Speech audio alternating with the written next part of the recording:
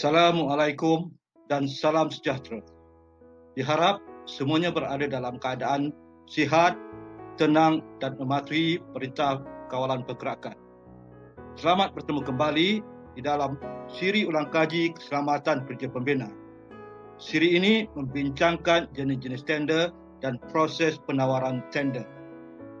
Tertakluk kepada beberapa faktor dan syarat-syarat tertentu, terdapat pelbagai jenis tender yang dipakai bagi menawarkan tender. Di antaranya ialah tender terbuka, tender tertutup atau terpilih, tender prakelayakan atau tender undik terus.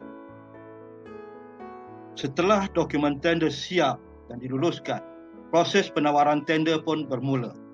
Ia dimulakan dengan mempamerkan atau mengiklankan notis tender dan juga penjualan dokumen tender. Diikuti dengan lawatan tapak pada tarikh dan masa serta lokasi yang ditetapkan. Selepas itu, petender akan membuat perkiraan kos tender. Kemudiannya, petender akan mengemukakan dokumen tender pada tarikh dan masa serta di lokasi yang ditetapkan sebelum tamat tempoh. Peringkat seterusnya ialah pemilihan petender dan juga penganugerahan kontrak.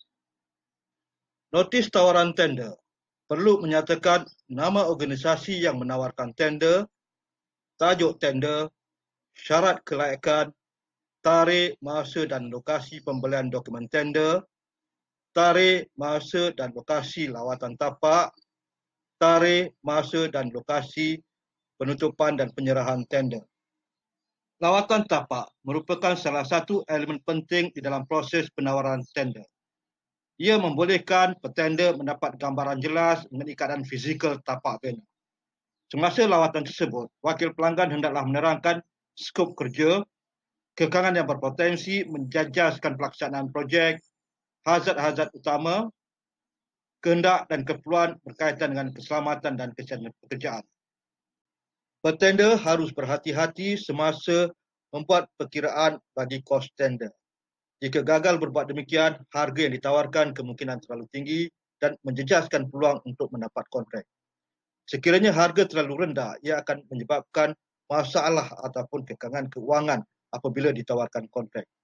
Untuk mengelakkan perkara ini berlaku, petender mestilah menyemak lukisan, arahan kepada petender, spesifikasi dan senarai bahan, rujuk maklumat yang diperolehi semasa lawatan tender dan juga rujuk kepada kehendak pemenangan terutama berkaitan keselamatan dan kesihatan pekerjaan. Ini akan membolehkan harga yang ditawarkan adalah munasabah dan berdaya saing. Sebelum menyerahkan tender pada tarikh tutup, petender mestilah menyemak semula pengiraan kos, pastikan borang-borang telah dilengkapkan sepenuhnya dan serahkan tender di lokasi yang ditetapkan sebelum tamat tempoh. Selepas tempoh penyerahan tender tamat, proses penilaian dan pemilihan tender akan bermula. Ia dikendalikan oleh lembaga tender atau jawatankuasa pemilihan tender.